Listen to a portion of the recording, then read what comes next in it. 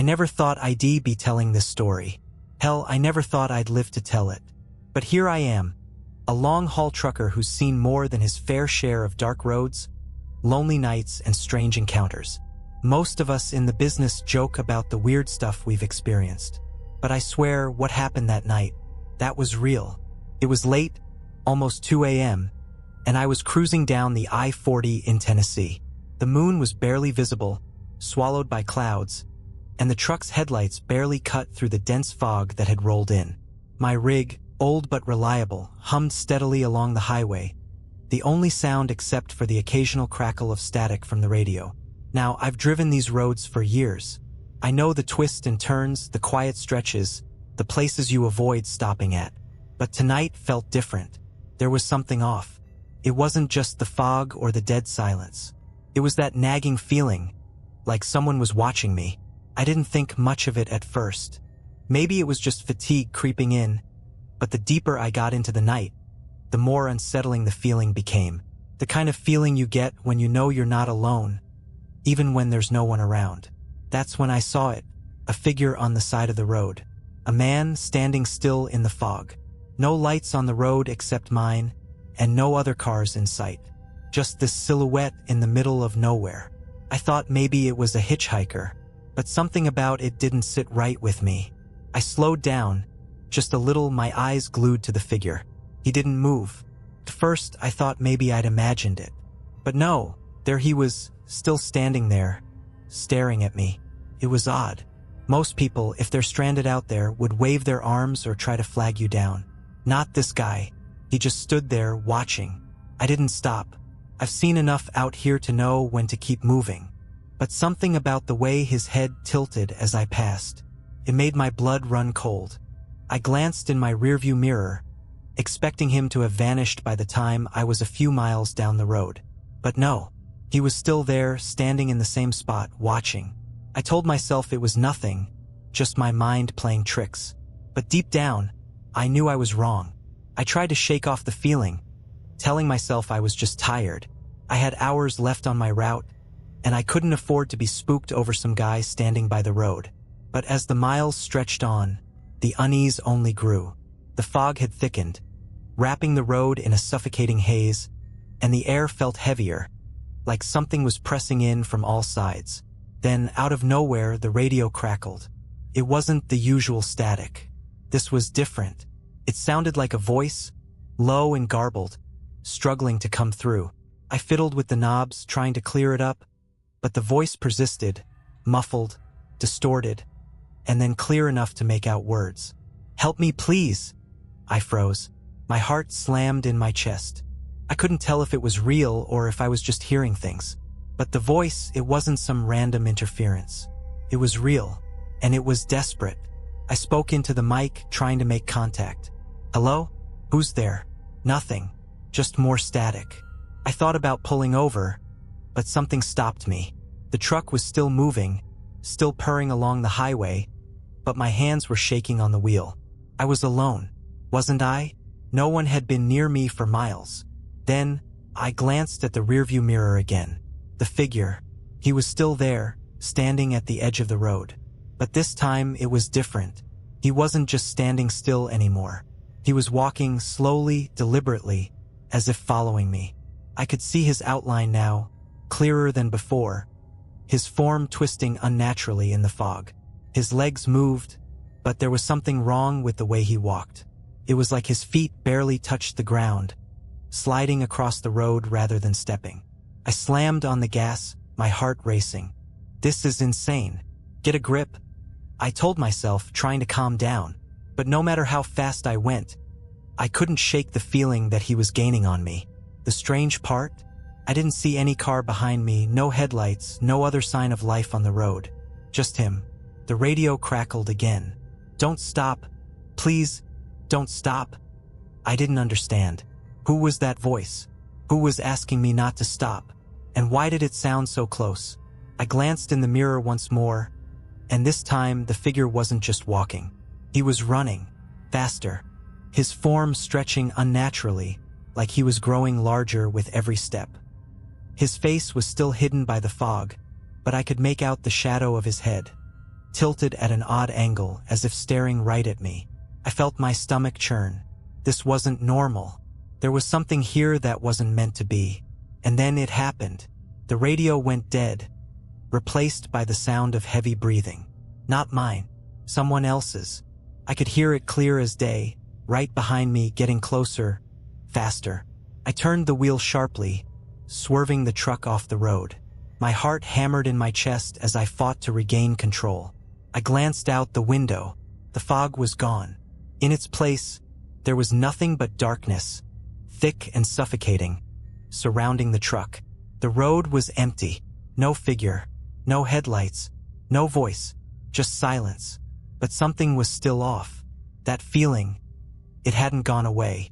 I was alone. I thought I was wrong. I pulled the truck over to the shoulder, trying to catch my breath. The silence outside was deafening. I stared into the inky blackness beyond my headlights, the kind of darkness that felt alive, like it was watching, waiting. My hands still trembled on the steering wheel. I wiped my forehead, slick with cold sweat. My pulse hadn't slowed. What the hell was that thing? That figure? Why did I hear that voice? My mind raced, trying to piece it together, but the more I thought about it, the more confused and scared I became. I checked the clock.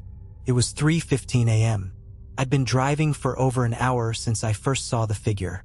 Had I really been that rattled by something that wasn't even real? Or had I imagined it all? I needed to pull myself together. This was crazy. But when I looked down at the dashboard, I noticed something strange. The gauges. The temperature gauge was nearly in the red. That didn't make sense. My rig wasn't running hot. I turned off the engine, hoping the needle would drop. But it didn't. It stayed at that high point, dangerously close to overheating. I opened the door and stepped out into the cold night air, the fog now nowhere in sight. I popped the hood of the truck, scanning the engine for any signs of a problem. Nothing obvious. Everything seemed fine.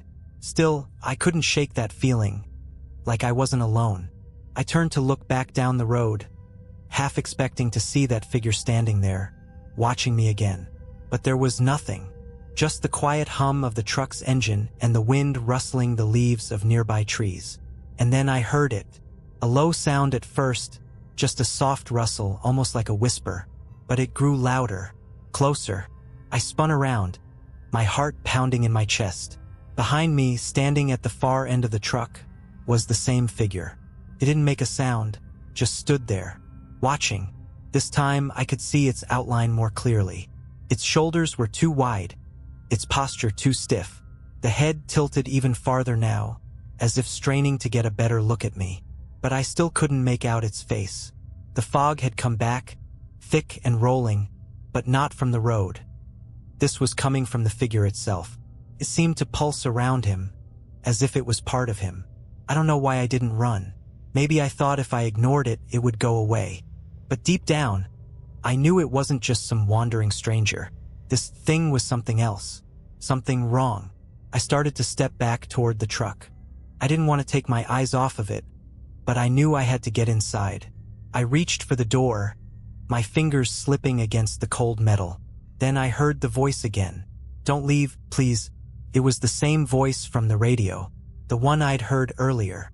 But this time, it wasn't just a voice in the static. It was closer, much closer, and it was coming from the figure, the thing that was standing just a few feet away from me. I froze. My stomach dropped. There was no way I was imagining this. The voice was real. It was here. Before I could react, the figure moved. Fast. In the blink of an eye, it was right in front of me. Its hands reached for me, long, pale, with fingers that seemed too long, too thin. I stumbled backward, barely able to catch myself. My heart was in my throat, and I couldn't breathe. And then, just as suddenly as it had appeared, the figure stopped. It was as if something had held it back. It tilted its head again, but this time, I could feel its gaze on me, pressing down on me. I could hear its breathing now, loud, ragged, and wet. I don't know how long I stood there, just staring at it. My mind was paralyzed. And then, something changed. The air seemed to shift. It wasn't just the cold that was biting anymore. It was something darker, something that made me feel like I was suffocating. That's when I heard the tires. For the first time in hours, I heard the sound of another truck, its engine roaring down the highway. Without thinking, I dashed for the cab of my rig, yanking open the door and jumping inside. I slammed it shut, my hands shaking so badly that I couldn't even start the engine right away. The figure didn't move. It just stood there, staring. And I knew deep down that if I didn't get out of there fast, I wasn't going to make it. I started the truck and floored the gas pedal, tearing back onto the road. The headlights sliced through the fog, and I didn't look back. I kept driving, faster and faster, pushing the rig as hard as I could, desperate to put miles between me and that thing. But when I glanced into the rearview mirror again, there was nothing, just the empty road behind me. For a moment, I thought maybe I'd escaped. Maybe it was over. Then the radio crackled again. "Don't leave, please." I slammed the off switch, silence flooding the cabin. I didn't dare look back again. I didn't sleep that night. Hell, I didn't sleep for the next 3 days. I kept driving, and every second, I kept expecting to see that figure standing by the side of the road again. I told myself it was just a hallucination, just a weird combination of exhaustion, the isolation, and the constant miles. But deep down, I knew it was real. Whatever it wasn't something I could explain away. I made it through the rest of Tennessee without another incident. It was a long stretch, and the highway seemed endless, like the world itself was holding its breath. Every truck stop I passed felt too quiet. Every shadow in the rearview mirror felt too close. I couldn't escape the feeling that I was being followed. When I finally hit Kentucky, I stopped at a small diner to get some coffee and clear my head. I thought about calling my dispatcher, telling him I needed to take a break or maybe get someone to take the rest of the route. But the thing that stopped me was the thought of them thinking I was crazy. No one would believe me. I could already hear the laughs over the phone, the sarcastic comments. A trucker spooked by a ghost? Yeah, right. As I sat down at the counter, a waitress brought over a mug of coffee, her eyes scanning me carefully, as if she knew something was wrong. I forced a smile and thanked her, but she didn't leave. She just stood there, waiting. Finally, she spoke. "You're not the first one," she said softly, almost as if she was afraid someone might overhear. I froze. I thought I'd misheard her. "Excuse me?" I asked. Her eyes darted around the room before she leaned in, her voice lowering to a whisper. "You're not the first one to see him." I felt the blood drain from my face. My heart raced as I leaned in closer. "What do you mean? Who are you talking about?" She glanced over her shoulder again, then spoke more urgently. "The man in the fog. The one who walks along the side of the road. The one who follows truckers." I thought I was going to pass out. My hands clenched the mug so hard I thought it would crack. "How do you know about him?" Her voice was low, shaking slightly now. "There's been rumors around here for years. It's not just a ghost or some trick of the mind. People disappear, and there's always that same figure seen on the side of the road. No one knows who he is, but we know he's not just a man. He's something worse." "Worse?" I repeated, my voice barely a whisper. She nodded, her eyes now wide with fear. "He doesn't stop. He never leaves. And once he's seen you, he doesn't let go." I stared at her, feeling sick. "How do you know this? What happened to the others?" Her hands trembled as she set the coffee pot down on the counter. She looked at me with pity in her eyes. "No one who's seen him has ever come back to tell their story," she said quietly, her voice barely audible. "The ones who've talked, they disappear. And the ones who don't, they're never the same." I stood up abruptly, my legs shaky beneath me. "I need to go. I can't." "Be careful," she interrupted, her eyes pleading with me. "If you see him again, don't stop. Don't talk to him. Whatever you do, don't look back." I didn't say another word. I paid the bill, left a tip, and walked out of that diner faster than I ever thought I could. As soon as I hit the road again, I felt the familiar tension in my chest.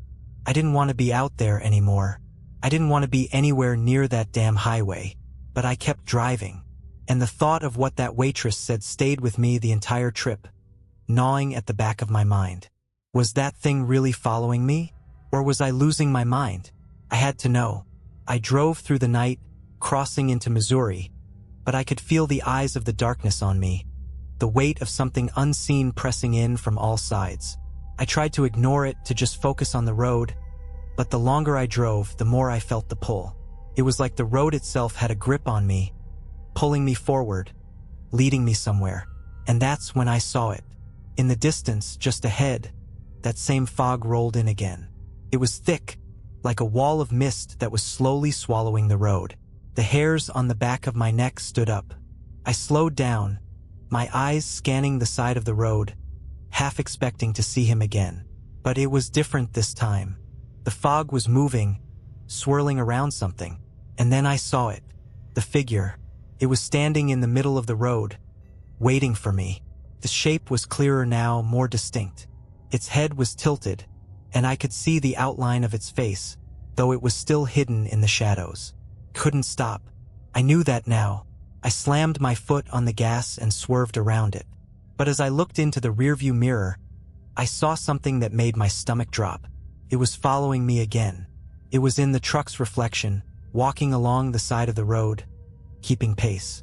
I didn't look back. Couldn't.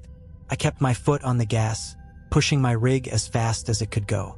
The engine roared beneath me, but no matter how much speed I gained, that figure, that thing, kept pace. It was as if it had become part of the road, part of the night itself. I could feel it. No, I knew it was there, following me no matter how fast I drove. I glanced in the mirror again. It was closer now, too close for comfort. The fog had thickened around it, making it appear even more ominous. Its form was no longer just a vague outline, but something unmistakable. Its arms were long, too long, stretching out as if they could reach the truck at any moment. I don't know how, but in that moment, I knew it wasn't just after me anymore. It was coming for me, and I wasn't going to escape. I could barely breathe. My knuckles were white as I gripped the wheel, my mind racing, trying to think of a way out, some way to lose it. But I was in the middle of nowhere. No other cars on the road. No help. Just me and that thing. The radio came to life again, crackling with static, and then, clearer than ever, I heard the voice. "Help me. Please." It wasn't the same voice as before. It was distorted, like someone was trying to scream through a wall of water, the desperation raw and gut-wrenching. And this time, the voice didn't just come through the radio. It was in my head. It was everywhere. Inside me, I could feel it clawing at my thoughts, whispering things I couldn't understand. The closer I got to it, the more I heard. Pleas for help, begging me to stop, to listen, to let it in. I don't know how much time passed, but I couldn't take it anymore. I had to make it stop. Without thinking, I swerved off the road, pulling the truck into a narrow dirt path that led off into the trees. The engine roared in protest, but I didn't care. I needed to get out of its reach. I slammed the truck into park and jumped out, panic making my heart race faster than I could keep up with. My eyes scanned the area, but the fog was so thick now, I could barely see 5 feet ahead. I could hear the sound of my own breath, harsh and ragged, echoing back at me as I fumbled for my phone. No signal.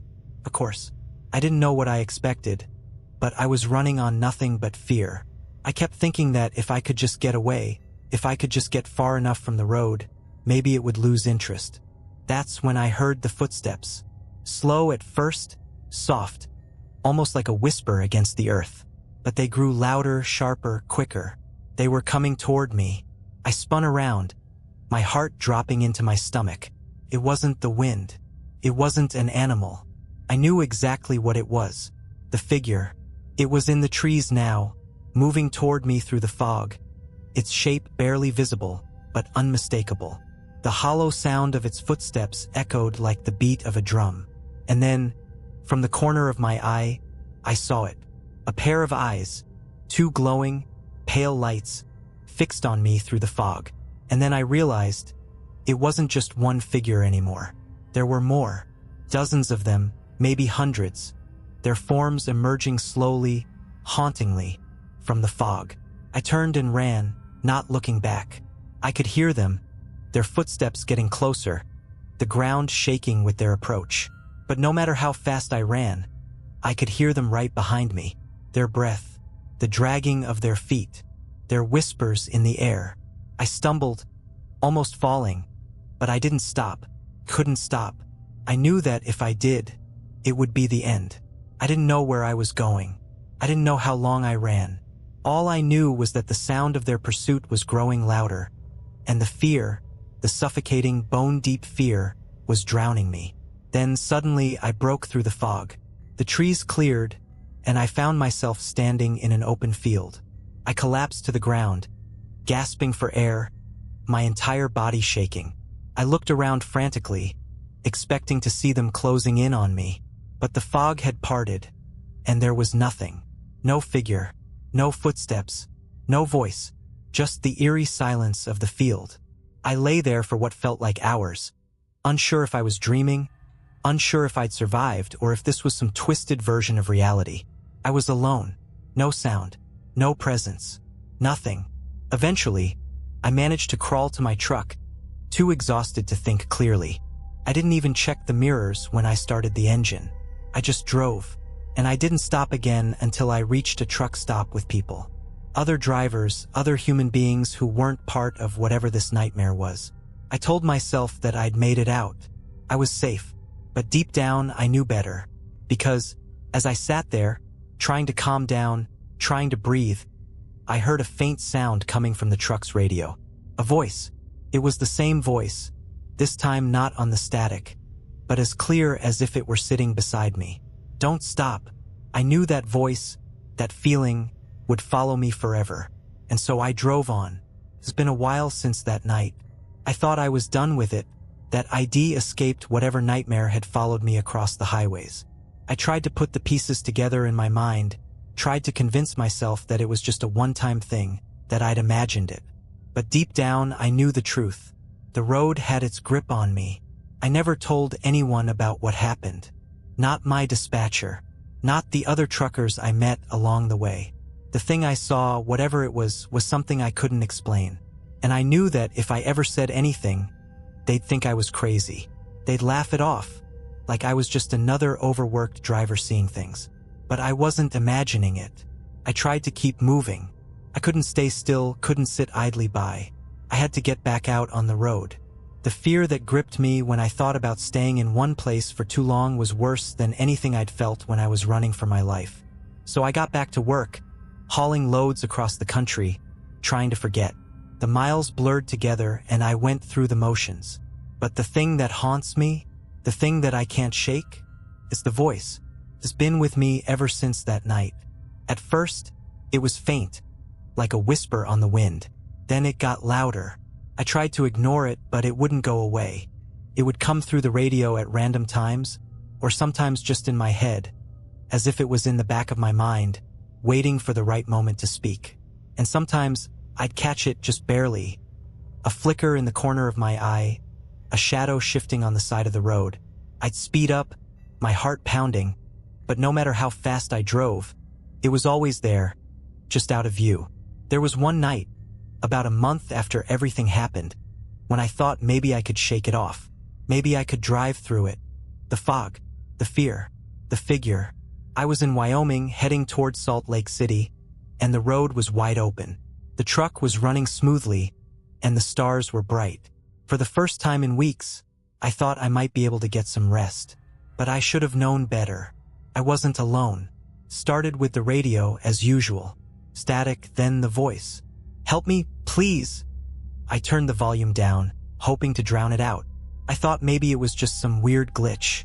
But then it came through clearer than ever. "Don't stop." I gripped the wheel, feeling that familiar panic clawing at my chest. I tried to shake it off, but the road ahead was changing. The air grew colder. The fog appeared out of nowhere, rolling in like a thick blanket. The stars vanished. I slowed the truck, but it felt like the road was getting longer, as if it was stretching out in front of me, never ending. And there, at the edge of the fog, I saw it again. The figure, standing still in the same spot just like the first time I saw it. But this time, it wasn't just one figure. There were others, lining the road, their pale shapes barely visible through the mist. I stopped the truck. I couldn't move. The air was suffocating, thick with dread. And then I saw the eyes. Hundreds of eyes, all watching me, glowing in the dark. I knew I was in danger, but what could I do? I'd been running for weeks, months even, trying to outrun the thing that had followed me. But now it had caught up. The voice came through again, clearer than ever. "Don't look back." I tried to ignore it. I tried to start the truck, to drive away, but the engine sputtered and died. I tried again. Nothing. It was like the truck had become part of the fog, part of the road. My heart raced in my chest as I looked in the rearview mirror. And there, standing right behind me, was the figure. The one I had seen before. But this time I could see its face. It was worse than I imagined. It had no mouth, no nose. Just two hollow, black eyes, staring at me with an emptiness that made my blood run cold. Its skin was pale, stretched too tight over its bones, and its neck bent at an unnatural angle. It wasn't human, not in any way that I could understand. I didn't wait to see what it would do. I grabbed my bag, swung open the door, and bolted out of the truck, running blindly through the fog. Behind me, I could hear the footsteps, the sound of something following, closing in. I ran and ran, not daring to look back, my legs burning with exhaustion. But the footsteps didn't stop. They grew louder, faster. I could feel it right on my heels. Just when I thought I couldn't run anymore, I saw lights. A truck. A real truck. I wasn't alone. I stumbled toward it, shouting, trying to get their attention. The truck's headlights flashed. I looked up. It was the last thing I saw before the figure caught up to me. I never saw what happened after that. But when I woke up, I was back in my truck. The fog was gone. The road was empty. I don't know if I'm still alive. I don't know if this is some kind of twisted nightmare, or if I'm stuck in some endless loop of highway and darkness. But the voice is still with me. It whispers, always just behind me, warning me not to stop. I think it knows I'm still running, and that's why it won't let me go. It's coming for me. It's coming for you too. I should have stopped. I know that now, but when you're trapped in something you can't explain, something that makes no sense, it's easy to think that just driving, just moving will somehow save you. It hasn't. It's only made things worse. You see, when I woke up after that night, when I thought I was back in my truck, safe on the road, it wasn't like before. The fog was gone, sure. The eerie figures, too. But something had changed. And not just in the air or on the road. Something had changed inside of me. I didn't know it at first, not until I started hearing the whispers. Faint, soft murmurs in the back of my head, like voices trying to get through a thick wall. It wasn't the usual static I'd heard on the radio. This felt more personal. It was like something was inside my mind, pressing against the edges of my thoughts. Every mile I drove, the whispers grew louder. They weren't words at first, just vague noises, barely discernible. But over time, the voices started to form sentences. At first, I thought it was just my exhaustion catching up to me. It had to be. I hadn't slept properly in days. My nerves shot from the constant terror of the road. But then, I realized it wasn't just my mind playing tricks on me. The voices were real. They spoke to me from the back of my mind, growing clearer with each passing hour. And then, one night, they spoke directly to me. "You're never going to make it out of here." The voice was chilling, cold like ice. "You can't run forever." I slammed my hands against the wheel, trying to shake it off. I rolled the window down, hoping the night air would clear my mind. But the voices persisted. "Look at yourself." One of them whispered, colder now. "You're already one of us." Couldn't ignore it. I couldn't ignore the truth creeping into my brain, clawing at the edges of my sanity. I wasn't who I was before that night. Not anymore. Something had changed when the fog came, when I saw that thing on the side of the road. And the more I tried to ignore it, the more it twisted its grip on me. By now, I'd stopped at a few truck stops, tried to talk to other drivers, but no one seemed to understand. They looked at me like I was crazy. They'd hear the same radio static, the same whispering voices, but they'd laugh it off. They couldn't see what I saw. They didn't know what I knew. And I knew that the figure, the one I'd seen all those times, was still with me, always just on the edge of my vision. It wasn't visible like it used to be, standing by the road, but it was there, in the reflection of the windows, in the rearview mirror, just waiting, watching. The thing about the highway, about the road that I used to love, it isn't the same anymore. It's like it's alive. It stretches out, almost inviting me to keep driving, pulling me into its endless loop. The voices, they're part of it now. Part of me, part of the road. I can't explain it. I don't even know if I believe it. But every time I stop, every time I even think about pulling over for a break, I feel the weight of the fog coming back. Suffocates me. That voice in my head, that figure in the distance, they all seem to be closer, like they're inching toward me, just waiting for the right moment. I didn't want to believe it. I didn't want to admit that what the waitress said might be true. That once you see him, once you feel him, you never leave. But now I know. It's not just a nightmare or a bad road trip. This is a curse, and it's chasing me. The last time I tried to sleep in my cab, I woke up in a cold sweat. The truck had stopped on its own, the engine idling softly. But I couldn't remember pulling over. I couldn't remember anything. I looked out the window. There, standing in the mist, was the figure. But this time, there was something different. It wasn't just watching anymore. It was moving slowly toward me. And then it spoke. "You're mine now." I should have started the truck. I should have driven away. But I couldn't. My body wouldn't move. I was frozen, trapped in the grip of something that wasn't natural. Couldn't even look away. I was paralyzed. Then I heard it. The sound of footsteps behind me, soft at first, but then louder, closer. I couldn't make out the shape of the figure yet, but I could feel it. It was there, right behind me, just a breath away. I wanted to scream, but no sound came. My chest was tight, my heart pounding. The air inside the cab felt thick, like it was pressing in on me. "You can't escape," the voice whispered, a rasping, breathless sound, as if it were speaking directly into my soul. "You'll never leave. You'll never make it out of the fog."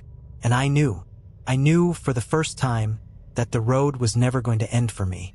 I was trapped. I didn't stop, couldn't, but I wasn't in control anymore. There's no escaping the road once it has you. And now it has me. And if you're still listening, if you're still reading, then maybe it has you too. Because the road doesn't stop. It never does. And neither will it. I tried to fight it. God knows I did. The terror, the way it gripped my chest with icy fingers, made it impossible to think straight. But every time I told myself I would turn around, every time I convinced myself that I could drive away from this nightmare, the road would change. It felt like the highway was bending, shifting, stretching out longer than it should. The signposts didn't make sense. The exits disappeared. There was no escape. It wasn't like any road I'd ever driven before. This one, it was alive and it was playing with me. It made me feel like I was in a maze, and no matter how fast I drove, no matter how hard I pushed the rig, I'd always end up in the same place. The fog would return, and with it, the figure. The whispers started again, low at first, but growing louder, more insistent. "You can't escape us." They had this eerie, taunting quality, like the voice knew everything I was thinking, like it was in my head, feeding on my fear. Every time I thought I could outrun it, the voices would just get stronger. And then the figure would appear, standing at the edge of the road, waiting for me to look. The last time I saw it, I almost didn't make it. I was driving down a stretch of road just outside of Kansas, somewhere in the middle of nowhere. There were no other trucks, no cars, just the road and the constant drone of the engine. It felt like the world had shrunk, like it was just me, the truck, and that thing. That's when I saw it, the figure. And this time, it wasn't just standing. It was moving. It started walking toward me, slow and deliberate, and I couldn't stop looking at it. Its movements were unnatural, jerky, as if it was dragging its body forward with effort, as though it wasn't meant to move that way. It seemed to glide over the pavement more than walk. And the closer it got, the more the air seemed to thicken, like there was a weight pressing down on everything. I was shaking, my breath coming in short, quick bursts. I didn't know what to do. The fog was so thick now, I could barely see past the truck's front grille. And the figure. Its face was clearer now, twisted and pale, with empty, black eyes that seemed to stare right through me. His mouth. It wasn't even a mouth. Just a hollow, gaping space, as if whatever had once been there had been erased. The truck's engine sputtered. The lights flickered. I hit the gas, but the truck barely moved. I tried again, panicking, and that's when I realized it wasn't the truck that was failing. The whole road. It was shifting under me. I felt it. The asphalt was bending beneath the tires, as if the highway itself was closing in around me, trapping me in. I screamed, but no sound came out. And that's when the voice spoke again. "You're not supposed to leave." The figure was right outside the truck now. I could feel its presence, pressing against the window. I could see its fingers, long and skeletal, tapping gently against the glass. And then it stopped, stood there, staring at me. I could feel its eyes on me, even though they were black voids, empty. I didn't know what to do. Couldn't move, couldn't speak. But deep down, I knew. I knew it was waiting for me to make the first move, to look away, to acknowledge it, to give it permission to take me. I tried to keep my gaze locked on it. I refused to look away. But the fear, God, the fear made my vision blur. The air grew colder, and I could see my breath fogging up the windshield. "You belong to the road now." The voice again, but it didn't come from the figure. Came from everywhere. Inside me, outside me, all around me. I tried to start the truck again, but the engine was dead. The lights flickered once more, and then, in the darkness, everything went silent. For a split second, everything went still. No fog, no figure, no road, just darkness. And then the whispers. They were louder than ever, surrounding me. Couldn't breathe. Couldn't move. I was trapped in a space between places, stuck in the fog that had claimed me. And then, a pair of glowing eyes appeared again. Not in the distance, but right in front of me. They were inside the truck now. It was the figure. But this time, its face wasn't empty. It was mine. I froze, heart pounding in my chest. My reflection, no, it wasn't me. It was it, that twisted, hollow version of me, staring back from the shadows. And I realized then I was no longer just running from it. I had become part of it. I couldn't escape anymore, and I don't think I want to, because if I do, I'll lose whatever's left of me. So I keep driving. I keep moving. Because the moment I stop, the road will take me, and it will take you too. I didn't expect to still be here, not after all this time, but somehow I am. And I think, deep down, I know now that I was never meant to escape. I've been stuck in this endless loop, this highway that doesn't end, and I don't think it ever will. The road has changed me. I've changed. I don't know when it happened, but I've started to forget the man I used to be. The trucker. The one who used to drive long hours, who used to think the hardest thing about the road was staying awake. The one who didn't believe in ghosts or curses or anything supernatural. That man? He's gone. In his place is someone or something who knows the road better than he ever did. I can feel it now, the pull of the highway, the hum beneath the wheels, guiding me forward even when I don't want to move. Every time I think about pulling over, every time I think about resting, it's like the road calls to me, telling me I can't stop. The figure, the whispers, they're always there, always waiting. I've learned not to fight it anymore. The voices have become clearer now. I hear them in every reflection, every crack in the windshield, every shadow that passes by the side of the road. They speak to me in a language I used to understand but now can't quite grasp. I hear the same words over and over.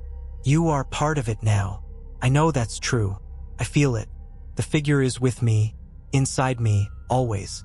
And it's not just one anymore. There are others, hundreds, thousands, maybe more.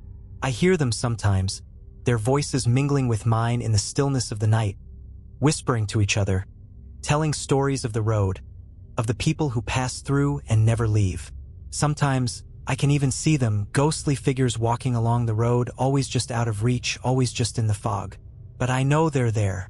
I can feel them like a part of the earth itself. I've tried to stop, tried to pull off the road, to find a place that wasn't haunted by this madness. But it never works. Every exit I take leads me back here, to this same stretch of highway.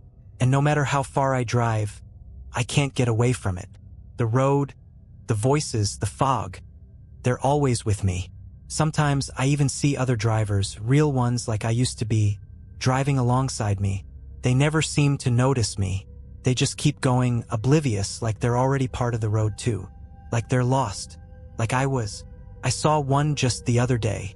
A young man, probably new to the long haul, with a fresh rig and wide eyes. He passed me without a second glance, just like every other driver out here. But as he got further down the road, I saw him in the rearview mirror.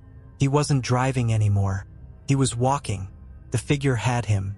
It was the same as before, slow, dragging footsteps, like it was forcing him to move, forcing him to walk with it.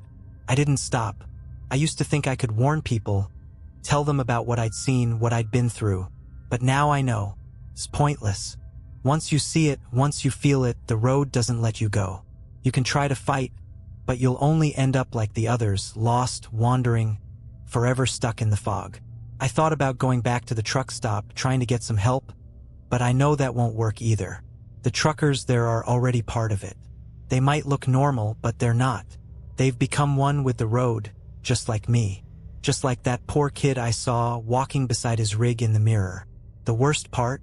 The part that makes my skin crawl every time I think about it? The road doesn't need to catch you. It doesn't need to chase you down.